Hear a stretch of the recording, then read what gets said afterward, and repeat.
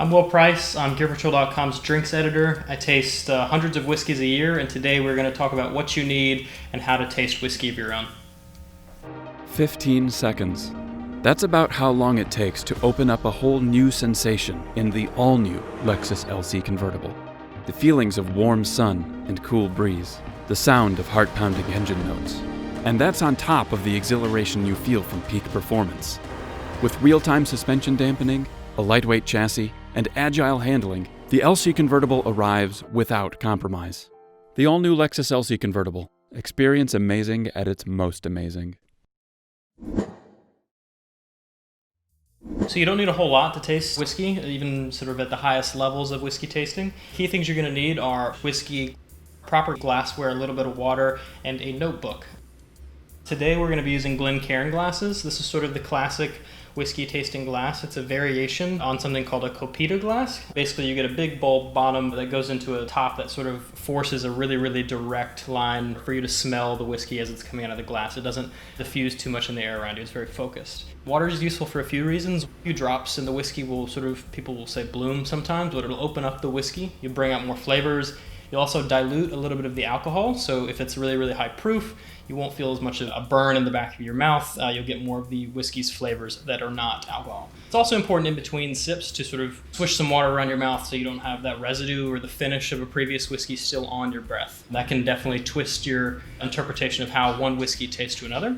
The other thing, a place to write down what you think about the whiskeys. I think it's pretty important, not just to sort of get your initial reactions and not have them twisted by the people you may be tasting with, but also so, years from now when you taste the same whiskey again, you can go back and maybe take a peek and see if you're still getting those same notes. I think what a lot of people will find is that their tastes sort of evolve over time as they learn more and also just as they age. It's kind of an interesting experiment.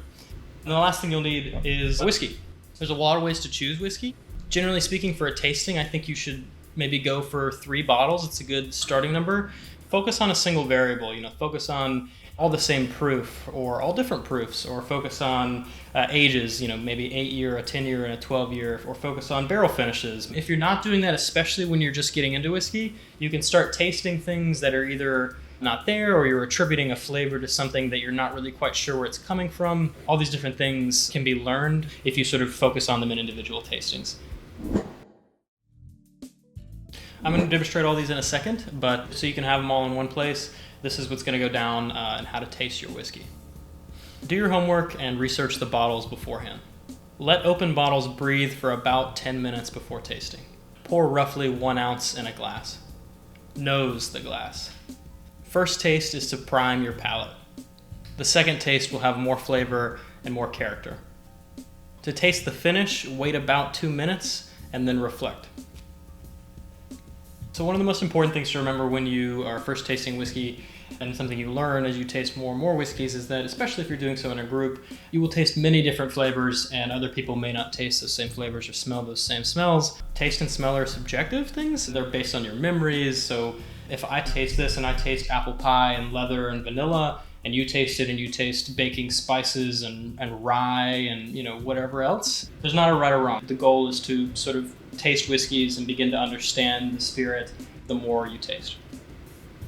So I think the most slept on bit of hosting or running or having a whiskey tasting yourself is deciding on the bottles and researching the bottles themselves. A lot of people think you can just grab 1, 2, 3 whiskeys off the shelf, take them home and sort of analyze the differences. You could do that. The drastically better way to host a whiskey tasting is to decide on a single variable, so proof, age, mash bill, distillery, something like that, and sort of choose things within that variable and identify the differences between whiskeys based on that variable. An example would be something like proof, choosing 3 or 4 very similar whiskeys that are bottled at different proofs, something like a 90 proof, a bottle and bond at 100 proof, maybe a cask strength at 115 to 120 proof, what have you. That way you're kind of getting, with as much control as you can, the real differences between how alcohol will affect the flavor of whiskey. So whiskey, a lot like wine, needs a little bit of air before it's ready to have its flavors fully realized. So, just before people get over or just before you're ready to start tasting, just pop the bottles on all the different whiskeys you plan on drinking. You can even pour them into the glasses and let them aerate in the glass themselves. Just give them a little bit of time to open up. You will be rewarded for it in the end. So for tastings, you want to typically pour about an ounce or so. Don't have to be super exact, but that's a good amount just to make sure you're, drinking and you're getting enough of the whiskey, but you're not over drinking an individual whiskey. The first thing I do typically, and this is my preference, is to add a little bit of water. And I'm going to do that in the sink behind me. When you are tasting the whiskey later on, you're going to give a little more of the whiskey flavor and a little less of the alcohol burn. Alcohol is a flavor and a part of whiskey, but for me, I want to get sort of a little more essence of the spirit itself and less essence of alcohol. So there's a lot of trains of thought. A lot of people will say like, 4 or 5 drops, diluted by 20%, what have you. I just do a quick, half-second pull on the sink, and that's enough water for me. If you're worried about putting too much water, not enough water, don't. Distillers, when they're tasting whiskey at the distillery, will water it down sometimes to 20% whiskey, 80% water to get the cleanest, most direct taste of the whiskey itself. There is no wrong amount of water or right amount of water. It is expressly your preference. The hardest step of all, in my opinion, is the nosing of whiskey, but it is just as important as tasting whiskey. Hard because you're going to want to taste it immediately.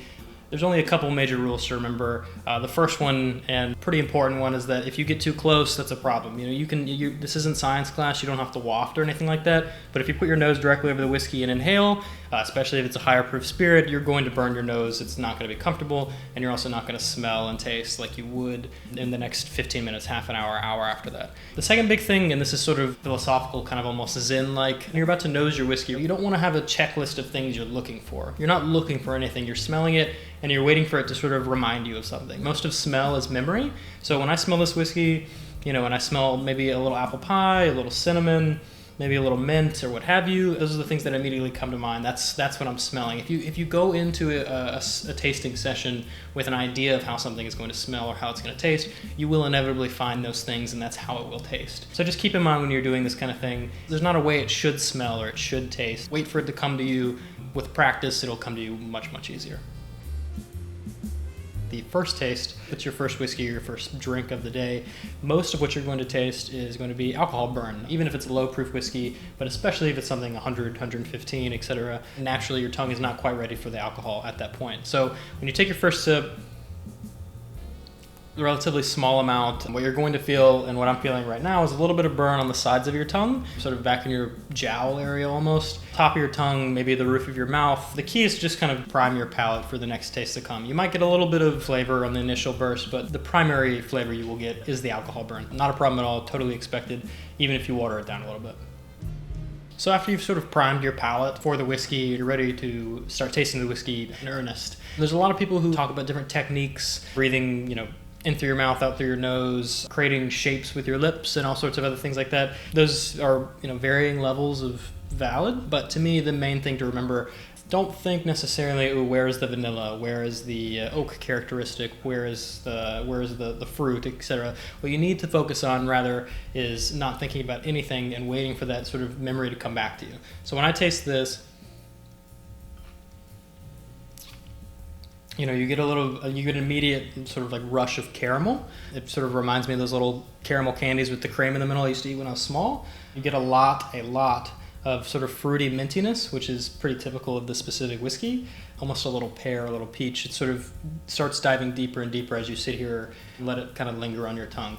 But again, the key is you could drink the same whiskey, 5 years from now, right now, whenever. We could have very, very different, drinking experiences. All valid. Just make sure that you're not keeping a mental checklist of things that you think it should taste like, because odds are what you think it should taste like are not going to line up with what sort of your taste buds are actually telling you. So the final step in tasting whiskey is the finishing of the whiskey. I think for most people, experienced reviewers, people who've been drinking whiskey for a long time, the finish is the facet of tasting that separates good whiskey or mediocre whiskey from exceptional whiskey. You can kind of tell on a finish as far as quality. You shouldn't still be getting alcohol burn or any chemically flavors or anything sort of artificial. It should be an extension of or sort of evolution of the flavors that you noted on the nose, the first taste, the second taste, and an exceptionally good finish will stick with you for, minutes, sometimes even longer after that. I think a big part of noticing the finish and honing in on the specific part of whiskey tasting is kind of obvious, but it's patience, which is what a lot of whiskey tasting is about. You're doing a flight of whiskeys and tasting, and you go back to back to back to back to back with no breathing room in between. You'll sort of be robbing yourself of, getting a proper finish without kind of stewing on it. The gist when you're trying to identify a finish and you're trying to get better at the specific part of tasting is to sort of give yourself some breathing room. If you're in a room full of people, make sure you write down what you're thinking before everybody starts yelling out different flavors and whatnot, because the more you do that, the more the groupthink sort of sets in, how we all end up saying, oh, I taste cinnamon and I taste, bouquet of whatever, like fruit or etc. So take your time. The finish isn't any more or less important than any other part of the tasting, but it deserves the time nonetheless. There's a few things, sort of key things to remember when you're getting into tasting whiskey. First is to remember that no matter what you taste, what your buddy tastes, if you smell something that they don't smell, if you taste something they don't taste, if you catch something on the finish that they don't catch, that doesn't mean either of you are right or wrong. Taste, smell, all these things are subjective. They're all memory-based. They're based on our experiences. Take some time in between sips, scribble down what you think, maybe discuss after that everybody's made up their mind. When you're doing this, identifying those variables that we talked about is probably the second most important thing behind that. With that said, any questions, comments, concerns, think I'm wrong, drop them in the comments. Thanks for watching.